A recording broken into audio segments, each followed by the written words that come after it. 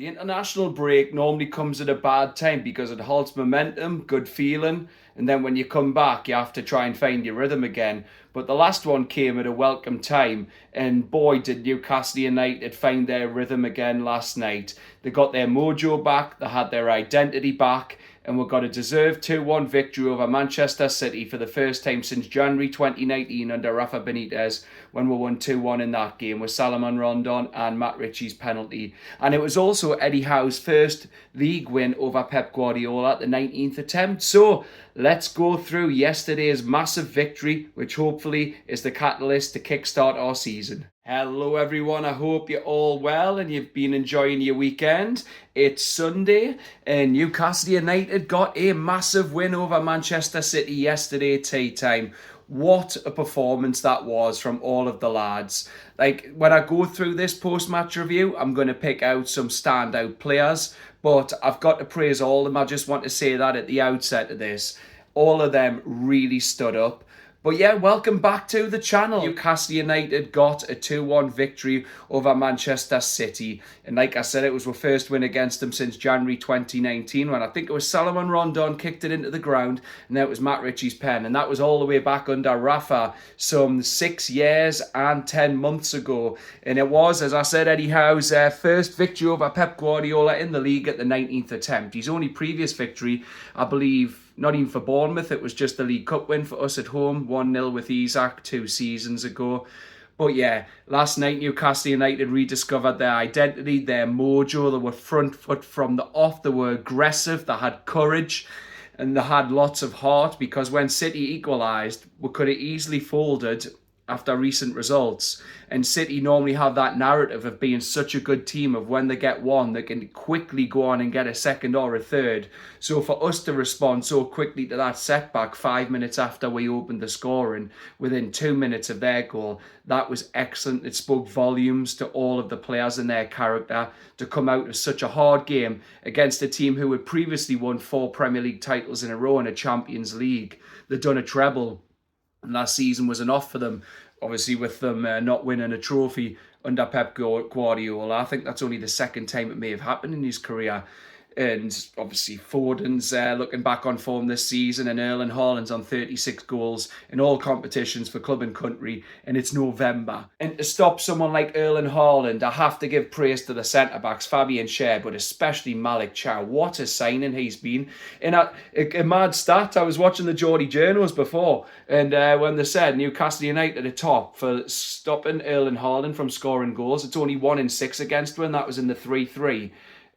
Few years ago, 22-23, when he scored to make it 3-2 to us. So that's an unbelievable record. But look, going through the team though, because the weather lately, it's been snowing, it's been wet and flat, and that's what the moods felt like after consecutive 3-1 defeats away from home in East London and then West London. And we needed a lift last night, but Newcastle had the fire in their belly, and City were the ones caught cold because they really warmed St James's up last night. We knew from the off they were at it. And yes, I know normally in these 5:30 games, I think it's the best kickoff time, especially when you're at home. The cliche under the lights and the atmosphere's raucous. Everyone's been out for a few drinks. It's the weekend. Everyone's happy. They know they're not at work the next day. Well, the majority of people anyway. And yeah, but the team, like I said though in previous videos, it works both ways. We try and lift the team, and the team have to lift the crowd. But both were on the same page last night. Before the game, before I get to the players actually, I'd posted saying I would have went with a 5-3-2 formation when we're defending, but attacking, I would have transitioned to a 3-5-2, and that's because 3 centre-backs offer you that protection at the back on transition, and they'd have more passing space, and then you could have a player drop deep if the 2 fullbacks push up into midfield to give you control. Better players can get on the ball. You still have that midfield four, and Bruno Tonali could have dropped and then got on the ball to create something, and then I felt it would have been the three in the centre, how well they played last night, by the way. But then Voltemada would have a man with pace running off him, and I thought that might have been Gordon. And I know it would have made we vulnerable on the flanks. And it's about, in that formation, it's about if it's a low block. It wasn't negative. I was just trying to look at Eddie Howe said in his press conference before the game, he's tried every which way to beat Pep, and he hadn't. And I just thought, try this. It's not that negative. They're going to have the majority of the ball because they're a technically superior team to most teams. And I just felt that we need to limit the space. And yes, you have to be disciplined. You have to concentrate. And then when you get a counter on transition, it's about your fullbacks getting up and then taking your chance as well. And I just thought Voltemata with someone running off and would have worked. And then the midfield could have pushed up and support. And then fullbacks, even if it was Trippier and Hall. Trippier, I know with his pace, he can't get forward now being 35. But even if Hall had been available, which we knew he would be with Burns suspended, he could have joined the attack and maybe like being a third man to support, like say a Gordon, if he went to the right or something, and then Voltemata. But Eddie Howe's the manager. That's why he's an elite coach. That's why he's paid the big money. He's stuck with a 4-3-3. And I looked at I watched the press conference this morning, his post-match one, and Craig Hope asked him an interesting question about what you've been doing with Voltemata, like in the break, like to make him play so well, because he had 3 chances last night. The first time one of his shots have been saved because he'd had 6 and 6. And Howe said, well, we'll work specifically on getting a formation and tactics that would maximise the best out of Voltemata. And that was despite him not being there. So it shows you the hours and the detail and all that, the intricacies Eddie Howe goes into. And that's why he's elite, because he works on it so much. He would have spent hours in the last fortnight getting that to work. And that was without Nick there. He was away bagging 3 goals for Germany. But all of the team, like I said, he stuck with a 4-3-3. And it worked to a plumb. Obviously, encouragement before the match. I'm not, like I've said, always defended Dan Burn and Kieran Trippier. 68 years old between them. And those two, through no fault of their own, just age, they're not going to get up and down the pitch. So it did warm the heart when I seen the lineup. Well, we'd heard beforehand that Trippier apparently was injured, and it's turned out to be the case. Obviously, Hall came in for the suspended Burn at left back. Then Trippier had to drop out, got a hamstring injury in training in the week. Hopefully he's back soon. So Tino was back in at right back. Eddie Howe said him and Hall were both close. And then obviously Sven Botman came out the team. He was on the bench. Fabian Schär came in at left centre back. Botman's had a few tough games lately. And brilliant, honestly, that those 3 changes, it worked to a plumb. Like I was going to say, Nick Pope, he came back in for Ramsdale. He was over his concussion. And yes, I don't want to go into his kicking, but he made one big save from Haaland. But really, I can't really think of any other clear-cut chances that City had on target. The rest he just caught comfortably or saved comfortably. Like, he just picked it up. He didn't even have to parry anything. So a bit of a quiet night, and that speaks volumes for how well the defence in midfield and the front did in press, because the press was there from the start. But then the centre-backs, Fabian Schär, was so comfortable on the ball. He used it well, and he was solid in defence. Obviously, he had that scare when he caught Foden, but VAR judged that his shot was already going wide, so that's why they sided with Schär, not the attacker. Malik Chow, getting him over him going to Fabregas's Como in Serie A from Milan. He's brilliant. Like, I've seen in my lifetime Philippe Albert, Darren Peacock, Jonathan Woodgate, Fabrizio Collicini, and now Botman, just to name a few. And my God, even Killer Kilcline, but honestly, he's well on his way to become the best centre-back I've seen in the Premier League era. In my 33 years watching us, he's arguably going to be the best centre-back. Nothing flusters him. I don't even think he's made a mistake. Like, he was flawless bar for one pass at the start of the second half, which just went a little awry. But other than that, he had Erling Haaland in his pocket.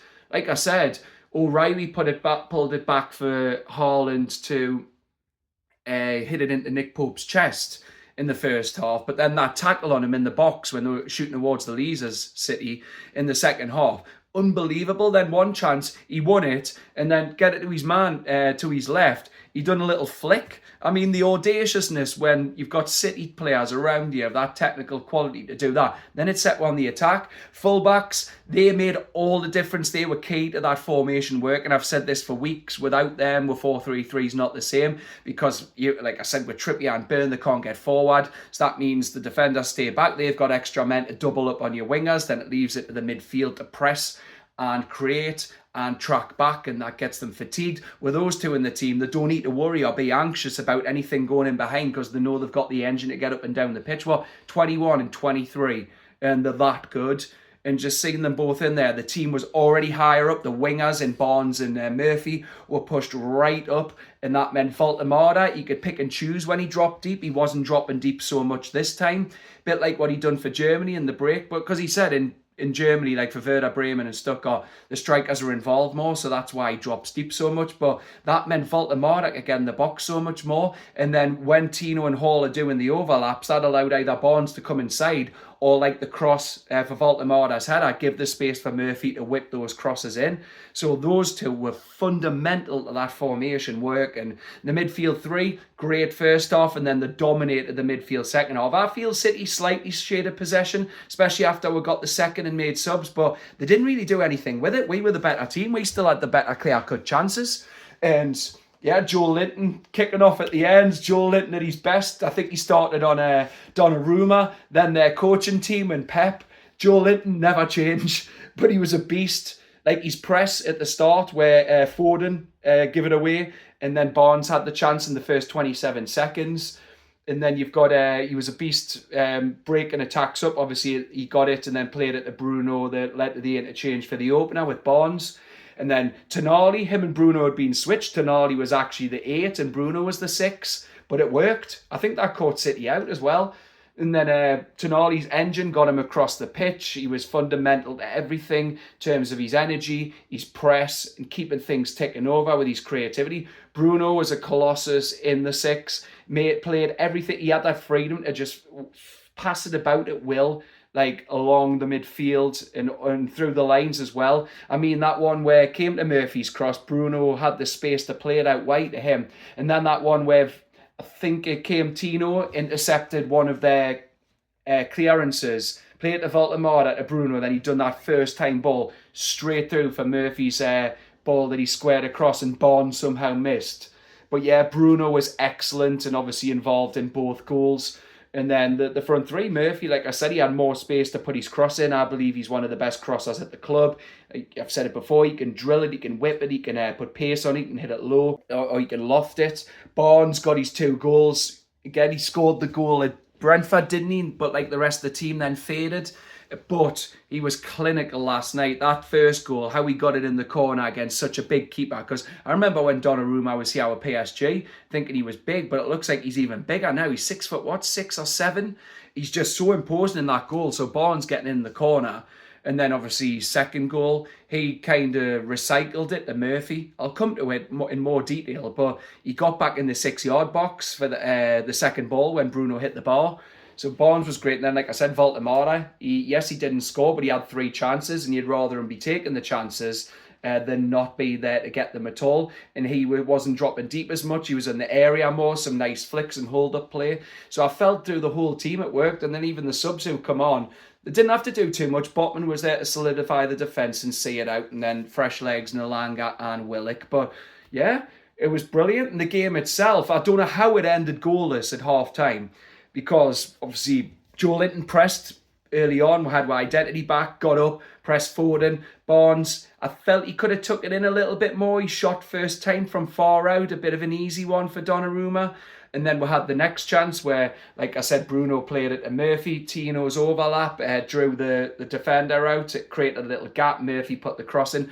Voltemada, I felt he maybe could have directed in the corner a bit, but it was still a good save for Donnarumma to get down with a big hand and stop it. And then you go to Voltemada's next chance, where Tonali, I felt he maybe could have played it through to Murphy. I felt his run right of centre was a bit better, but he found Barnes. Barnes managed to wriggle free, and then he played it through. And Voltemada, I didn't think he was onside, but he was.